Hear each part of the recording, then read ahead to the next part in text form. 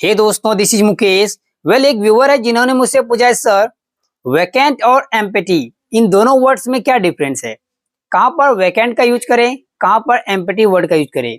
यदि दोनों की हिंदी की बात किया जाए तो दोनों का हिंदी होता है खाली।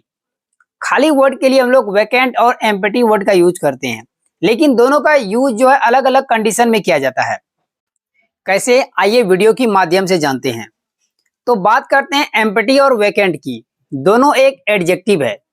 एडजेक्टिव जनरली क्या करता है, किसी नाउन या प्रोनाउन की विशेषता बताता है, उसके बारे में एक्स्ट्रा इन्फॉर्मेशन देता है। तो इसका यूज जो है एज ए एडजेक्टिव किया जाएगा सेंटेंसेस में।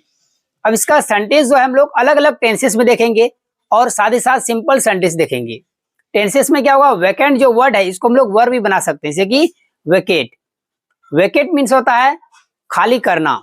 इसका सेकंड फॉर्म हो जाएगा वेकेटेड, वेकेटेड, वेकेटिंग और वेकेट्स। इसका पांचों फॉर्म हो गया। इसको आप टेंसेस के तौर पर भी यूज कर सकते हैं। मैं आपको कुछ एग्जांपल्स उसका भी दूंगा। तो इसको समझने के लिए कुछ एग्जांपल्स पहले लेते हैं, और उससे पहले इन सभी ट्रांसलेशन को हम लोग ट्रांसलेट करते हैं, जो कि आपको स्टार्टिंग में स्क्रीन में दिख रहे थे। अभी मैं आपको लगा दिया हूं, इस स्क्रीन जो दिख रहे हैं इसको पहले ट्रांसलेट करते हैं। जैसे कि घर खाली हो गया, रूम खाली हुआ। क्वेश्चन कर रहे हैं, क्या नहीं भी लगाते हिंदी में।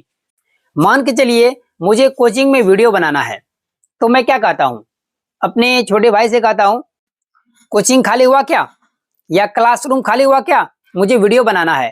तो पहले स्टूडेंट पढ़ाई कर रहे थे, अब मैं पूछ रहा हूं क्या कोचिंग खाली हो गया है। तो हिंदी में चाहे हम लोग किसी भी तरीके से बोले, कोचिंग खाली हो गया है क्या, क्या कोचिंग खाली हो गया है, सिर्फ इतना भी कहते हैं कोचिंग खाली हो गया, कोचिंग खाली हुआ, कोचिंग खाली हुआ क्या। तो खाली होने का मतलब है कि अभी वहां स्टूडेंट नहीं है, अब मैं वहां पर वीडियो बना सकता हूं। तो इस कंडीशन में हम लोग सिंपल तरीके से यूज करेंगे। इसका स्ट्रक्चर क्या होगा, स्ट्रक्चर में सबसे पहले लगाएंगे इज या आर। यदि प्लूरल के लिए पूछ रहे हैं तो आर आएगा, यदि सिंगुलर के लिए पूछ रहे हैं तो इज आएगा। उसके बाद हम लोग लगाएंगे सब्जेक्ट। सब्जेक्ट में क्या आएगा, जिस चीज की खाली होने की बात आ रही है, जैसे कि क्लासरूम, घर, कमरा, कोचिंग। तो इस सारे वर्ड को लिखेंगे जो भी वर्ड आएगा, और उसके बाद लगा देना आपको वैकेंट या एम्प्टी। अब देखिए दोनों में डिफरेंस समझते हैं। एम्प्टी का यूज हम लोग किसी नॉन लिविंग थिंग के लिए करेंगे, मीन्स किसी निर्जीव वस्तु के लिए जिसमें जान नहीं होती है, जैसे कि किताब, कॉपी, मतलब जो भी सामान है, आर्टिकल्स है, थिंग्स है। तो सामान के लिए, नॉन लिविंग थिंग के लिए हम लोग एम्प्टी वर्ड का यूज करते हैं। जैसे कि एक खाली बक्सा, N empty box, N empty box. एक खाली रूम, रूम में कुछ भी नहीं है, अभी नया नया घर बना है, ना कोई फर्नीचर है, ना कोई सामान है, तो उसको इंग्लिश में बोलेंगे एन एम्प्टी रूम। अब इस दोनों वर्ड को हम लोग बेहतरीन तरीके से समझने के लिए एक ही एग्जांपल लेते हैं। जैसे कि ये वाला एग्जांपल है, कोचिंग खाली हो गया क्या। कोचिंग खाली हो गया क्या, यहाँ पर मेरा कहने का तात्पर्य क्या है, मेरा मतलब क्या है कि कोचिंग खाली होने से मतलब है कि स्टूडेंट चले गए हैं पढ़ के। स्टूडेंट पहले पढ़ रहा था, अब वो नहीं है, अब वो अपने अपने घर चले गए हैं। तो इस केस में हम लोग यूज करेंगे वैकेंट का। वैकेंट का यूज किया जाता है इंसानों के लिए, लिविंग थिंग के लिए, जिसमें जान होती है। तो इंसानों के लिए जब भी बात करेंगे तो हम लोग वैकेंट वर्ड का यूज करेंगे, एडजेक्टिव वैकेंट का यूज किया जाएगा। जब नॉन लिविंग थिंग के लिए करेंगे, कोई सामान के लिए, तो आपको यूज करना पड़ेगा एम्प्टी का। अब इसको बना लेते हैं। तो पहला सेंटेंस है, घर खाली हो गया, या नहीं तो ऐसे ही पूछते हैं, घर खाली हो गया क्या, या क्या घर खाली हो गया है, क्या घर खाली हुआ। तो हिंदी में चाहे किसी भी तरीके से बोले, इंग्लिश आपका वही होगा। तो इस सेंटेंस के लिए बोलेंगे is the house vacant, is the house vacant. अब यहाँ पर जो मैंने सेंटेंस यूज किया इज द हाउस वैकेंट, इसका कहने का मतलब है पहले कोई भाड़ेदार रह रहा था घर में, अब मैं पूछ रहा हूँ कि क्या वे लोग चले गए, अब वो लोग नहीं रह रहे हैं, अभी रूम खाली है। इसका मतलब ये नहीं है कि रूम में कोई सामान नहीं है। अगर सेंटेंस को हम ऐसे बोलेंगे, is the room empty, is the room empty, इसका कहने का मतलब है इसमें इंसान तो है, इंसान तो रहता है, लेकिन इसमें कोई सामान नहीं है। तो उस खाली के लिए हम लोग एम्प्टी वर्ड का यूज करते हैं, सामान के लिए। अब कुछ और एग्जांपल लेते हैं। कोचिंग खाली हो गया क्या, मुझे वीडियो बनाना है। तो इस सेंटेंस के लिए बोलेंगे is the coaching vacant, I have to shoot a video, is the coaching vacant, I have to shoot a video.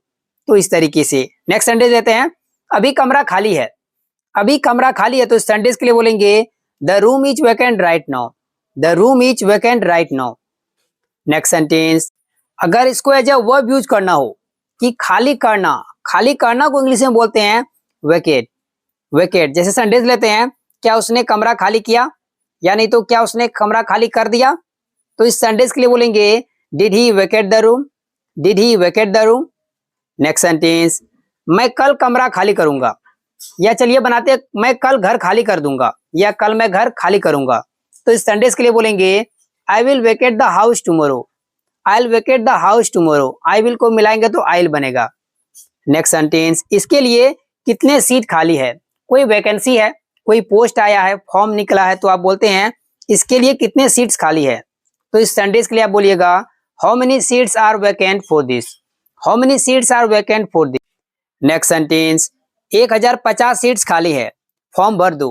तो इस सेंटेंस के लिए बोलेंगे 1050 seats are vacant, fill the form, 1050 seats are vacant, fill the form. Next sentence, हम लोग कल room खाली कर रहे हैं। तो इस सेंटेंस के लिए आप कहिएगा we are vacating the room tomorrow, we are vacating the room tomorrow. Next sentence लेते हैं, क्या उसने तुम्हें कुछ कहा, रूम क्यों खाली कर रहे हो। तो इस सेंटेंस के लिए आप कहिएगा did he say you anything, why are you vacating the room, did he say you anything, why are you vacating the room. Next sentence, वहां एक खाली बक्सा पड़ा है, उसे भी ले लो। तो इस सेंटेंस के लिए आप कहिएगा there is an empty box there, take it as well. दोस्तों इसका पीडीएफ आप फ्री में डाउनलोड कर सकते हैं, लिंक आपको डिस्क्रिप्शन बॉक्स में मिल जाएंगे, उसमें आपको कुछ और सेंटेंसेस देखने को मिलेंगे। दोस्तों वीडियो पसंद है, वीडियो को लाइक कीजिए, मेरे चैनल को सब्सक्राइब कर लिए और बेल आइकॉन को भी हिट कर लिए, ताकि मेरा रोज आने वाली वीडियो की नोटिफिकेशन बिल्कुल टाइम पे मिलती रहे। Thank you for watching my video.